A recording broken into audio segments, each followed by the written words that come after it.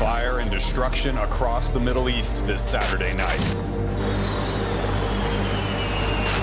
They've rejected every opportunity to renounce their nuclear ambitions, and we can't take it anymore. With reports tonight that Iran's supreme leader has been killed. 2026 সালের শুরুর দিকে ইরানের সঙ্গে Israel এবং যুক্তরাষ্ট্রের উত্তেজনা মধ্যপ্রাচ্যকে এক বিস্তৃত যুদ্ধের দ্বারপ্রান্তে ঠেলে দেয়।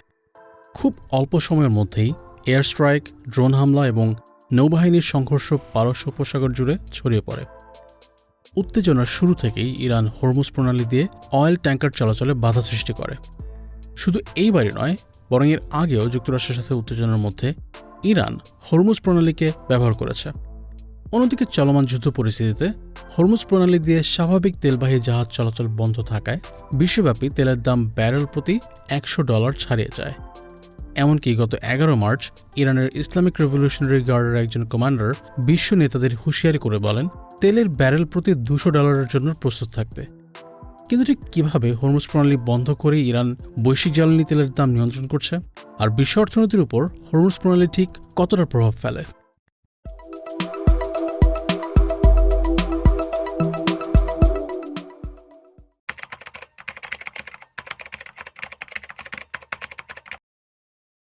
বর্তমান সময়ে পৃথিবীর সবচেয়ে কৌশলগতভাবে গুরুত্বপূর্ণ সামুদ্রিক পথগুলোর একটি স্ট্রেইট অফ হরমুজ বা হরমুজ প্রণালী। ভৌগোলিকভাবে হরমুজ প্রণালী উত্তর দিকে ইরান এবং দক্ষিণ ওমান ও সংযুক্ত আরব আমিরাতের মাঝখানে অবস্থিত। এটি তেল সমৃদ্ধ পারস্য উপসাগরকে গালফ অফ ওমানের সঙ্গে যুক্ত করে, যেখানে সবচেয়ে সংকীর্ণ স্থানে প্রণালীর প্রস্থ মাত্র প্রায় 33 কিলোমিটার। তবে এর চেয়েও অবাক করার মতো বিষয় হল এর মধ্যে জাহাজ চলাচলের জন্য কার্যকর নৌপথ রয়েছে প্রতিদিকে প্রায় 3 কিলোমিটার করে, যেখানে মাঝখানে রয়েছে বাফার জোন। কিন্তু এই অত্যন্ত সংকীর্ণ পথের যে কোনো ছোট ধরনের সামরিক উত্তেজনা, নৌসংঘর্ষ কিংবা অবরোধ মুহূর্তের মধ্যে গ্লোবাল এনার্জি সাপ্লাই চেইনকে অচল করে দিতে পারে। তবে এই হরমুজ প্রণালীর প্রস্থ যতই ছোট হোক না কেন, এর গভীরতা এতটাই বেশি যে পৃথিবীর সবচেয়ে বড় ক্রুড অয়েল ট্যাঙ্কারও অনায়াসে এই পথ দিয়ে চলাচল করতে পারবে, যে কারণে প্রতিদিন কয়েক শত হাজার টন অপরিশোধিত তেল নিয়ে কয়েক হাজার জাহাজ এই প্রণালী অতিক্রম করে। মূলত এই সংকীর্ণ ভৌগোলিক গঠন এবং বিপুল পরিমাণ জাহাজ চলাচলের কারণে স্ট্রেইট অফ হরমুজ বৈশ্বিক জ্বালানি ব্যবস্থার সবচেয়ে গুরুত্বপূর্ণ অয়েল ট্রানজিট চোক পয়েন্ট হিসেবে প্রতিষ্ঠিত। মূলত প্রাচীন বাণিজ্যিক বন্দর হরমুজ থেকে হরমুজ নামটি এসেছে, যা শতাব্দীর পর শতাব্দী ধরে পারস্য, আরব উপদ্বীপ, ভারত এবং পূর্ব আফ্রিকার মধ্যে বাণিজ্যিক যোগাযোগের অন্যতম কেন্দ্র হিসেবে কাজ করেছে। তাই কয়েকশো বছর ধরে এই অঞ্চলের মানুষের জন্য হরমুজ প্রণালী মশলা বাণিজ্য, সিল্ক রুট এবং আঞ্চলিক বাণিজ্যের একটি গুরুত্বপূর্ণ ট্রানজিট করিডোর হিসেবে রয়েছে। তবে হরমুজ প্রণালীর প্রকৃত ভূ রাজনৈতিক গুরুত্ব বিংশ শতাব্দীতে পার্সিয়ান গালফে তেল ও গ্যাসের বড় মজুত আবিষ্কারের পর হঠাৎ করেই বেড়ে যায়। কারণ এই উপসাগর থেকে উত্তোলন করা তেল ও গ্যাস বৈশ্বিক বাজারে রপ্তানির জন্য সৌদি আরব, ইরাক, কুয়েত, কাতার এবং সংযুক্ত আরব আমিরাতের মতো দেশগুলোর জন্য হরমুজ প্রণালী প্রায় একমাত্র কার্যকর পথ, যার ফলে গত 1 দশক ধরে বেশ কয়েকবার ভূ রাজনৈতিক উত্তেজনার কেন্দ্রবিন্দুতে পরিণত হয়েছে এই প্রণালীটি। বিশেষ করে 1980-এর দশকে ইরান ইরাক যুদ্ধ চলাকালে উভয় পক্ষ একে অপরের তেলবাহী জাহাজকে লক্ষ্যবস্তুতে পরিণত করে, যা ইতিহাসে ট্যাঙ্কার ওয়ার নামে পরিচিত হয়ে ওঠে। এর পরবর্তী দশকগুলোতে ইরান এবং পশ্চিমা শক্তিগুলোর মধ্যে উত্তেজনা যখনই বেড়েছে, তখনই ইরান হরমুজ প্রণালী বন্ধ করে দেওয়ার হুমকিকে একটি বড় স্ট্র্যাটেজিক লেভারেজ হিসেবে ব্যবহার করে এসেছে। এমনকি এই কৌশলটি 2026 সালের ইরানের সঙ্গে ইসরায়েল ও যুক্তরাষ্ট্রের যুদ্ধে দেখতে পাওয়া যায়। এর ফলে বৈশ্বিক জ্বালানি বাজার 1970-এর দশকের অয়েল ক্রাইসিসের পর সবচেয়ে বড় ধাক্কার মুখে পড়ে।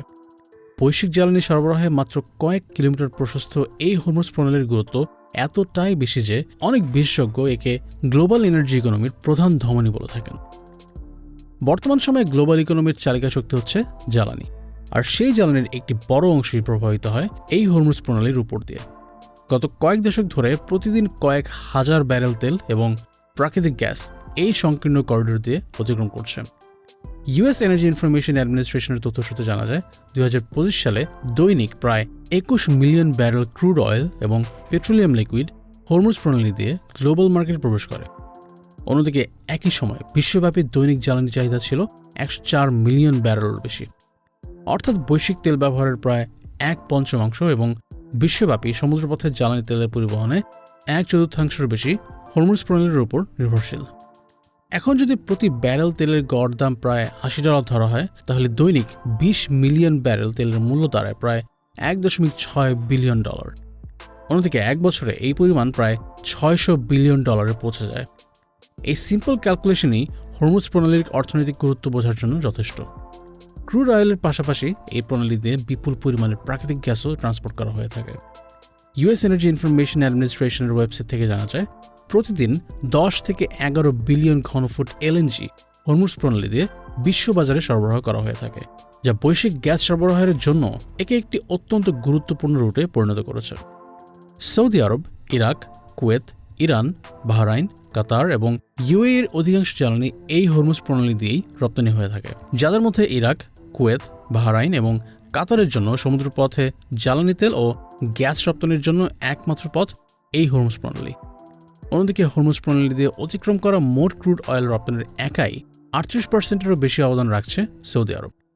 তবে স্ট্রেইট অফ হরমুজের অর্থনৈতিক প্রভাব শুধু মধ্যপ্রাচ্যে সীমাবদ্ধ নয়। মধ্যপ্রাচ্য থেকে রপ্তানি হওয়া এই জ্বালানির বেশিরভাগই যায় এশিয়ান মার্কেটে। UN conference on trade and development বা UNCTAD এর 2026 সালের একটি রিপোর্ট থেকে জানা যায়, 2024 সালে হরমুজ প্রণালী দিয়ে যাওয়া 84% ক্রুড অয়েল এবং 83% এলএনজি এশিয়ান মার্কেটগুলোতে রপ্তানি হয়েছিল, যার মধ্যে চীন, ভারত, জাপান এবং দক্ষিণ কোরিয়ার মতো দেশগুলো এই জ্বালানি তেল ও গ্যাসের সবচেয়ে বড় ভোক্তা। চীনের আমদানি করা তেলের প্রায় 40% হরমুজ প্রণালীর মাধ্যমে এসে থাকে। অন্যদিকে জাপানের জন্য এই সংখ্যা প্রায় 80%। এই উচ্চ নির্ভরশীলতার কারণেই দক্ষিণ এশিয়া এবং পূর্ব এশিয়ার দেশগুলোর জন্য হরমুজ প্রণালীতে যে কোনো ধরনের বিঘ্নই অত্যন্ত ঝুঁকিপূর্ণ। যেসব ইন্ডাস্ট্রি সরাসরি তেল উৎপাদনের সাথে কানেক্টেড নয়, তাদের ক্ষেত্রেও হরমুজ প্রণালী বন্ধ হওয়ার ধাক্কা ফেস করতে হবে। কারণ জ্বালানির দাম বাড়লে পণ্যের শিপিং খরচ বেড়ে যায়, ফলে আমদানিকৃত পণ্য, খাদ্য এবং সার সহ বিভিন্ন পণ্যের দাম বৃদ্ধি পায়। 2026 সালের ইরান এবং ইসরায়েল ও যুক্তরাষ্ট্রের যুদ্ধের মধ্যে হরমুজ প্রণালীর জাহাজ চলাচল প্রায় 70% পর্যন্ত কমে যায়। এমনকি যুদ্ধের প্রথম দিকে কিছু সময়ের জন্য এই সংখ্যা প্রায় শূন্যের কাছাকাছি নেমে এসেছিল, যার ফলে বিশ্ববাজারে তেলের দাম প্রতি ব্যারেল $100 ছাড়িয়ে যায়। অনেক বিশ্লেষক সতর্ক করে দেন যে এই সংখ্যা যদি চলতে থাকে, তবে বিশ্ববাজারে তেলের দাম প্রতি ব্যারেল $150, এমনকি $200 পর্যন্ত পৌঁছাতে পারে। অন্যদিকে এই সংকট মধ্যপ্রাচ্যের জ্বালানি অবকাঠামোতেও বড় ধরনের ইম্প্যাক্ট রেখেছে। এই সংকট শুরু হওয়ার পর থেকে ইরাকে তেল উৎপাদন প্রায় 70% পর্যন্ত কমে যায়। জ্বালানির দামের বাইরেও এই প্রণালী বন্ধ হয়ে গেলে সার, কেমিক্যাল এবং পেট্রোকেমিক্যাল পণ্যের বাণিজ্য ইম্প্যাক্টেড হবে। বর্তমানে বৈশ্বিক সার রপ্তানির প্রায় 20-30% হরমুজ প্রণালীতেই হয়ে থাকে। ফলে এই সংঘাত দীর্ঘদিন স্থায়ী হলে কৃষি, খাদ্য উৎপাদন এবং বৈশ্বিক খাদ্যদামের উপরও প্রভাব পড়তে শুরু করবে। পাশাপাশি সংঘাত দীর্ঘায়িত হলে বিশ্বব্যাপী শিপিং ইন্স্যুরেন্স প্রিমিয়ামও বেড়ে যাবে। এমনকি গ্লোবাল স্টক মার্কেটেও বড় ধরনের ধস নামতে পারে। শুধু তাই নয়, বিভিন্ন দেশের কেন্দ্রীয় ব্যাংক বাড়তে থাকা ইনফ্লেশন মোকাবেলায় পদক্ষেপ নিতে বাধ্য হবে, যা দেশগুলোর অর্থনৈতিক কাঠামোতেও প্রভাব ফেলবে। বিশেষ করে এশিয়ার জ্বালানি নির্ভর অর্থনীতিগুলোর জন্য হরমুজ প্রণালী শুধু একটি শিপিং রুট নয়, বরং এটি তাদের অর্থনৈতিক স্থিতিশীলতার জন্য গুরুত্বপূর্ণ একটি লাইফলাইন। সবশেষে বলা যায়, হরমুজ প্রণালী শুধু একটি সংকীর্ণ জলপথ নয়, এটি এমন একটি জায়গা যেখানে একটি ছোট্ট সংকট মুহূর্তের মধ্যেই পুরো বিশ্বের অর্থনীতিকে নাড়িয়ে দিতে পারে। কারণ এখানে শুধু তেল প্রবাহিত হয় না, বরং প্রবাহিত হয় বৈশ্বিক অর্থনৈতিক স্থিতিশীলতা। এই জন্য এই প্রণালীতে যে কোনো অস্থিরতা পুরো বিশ্বের জন্য সম্ভাব্য একটি অর্থনৈতিক সংকট তৈরি করতে পারে।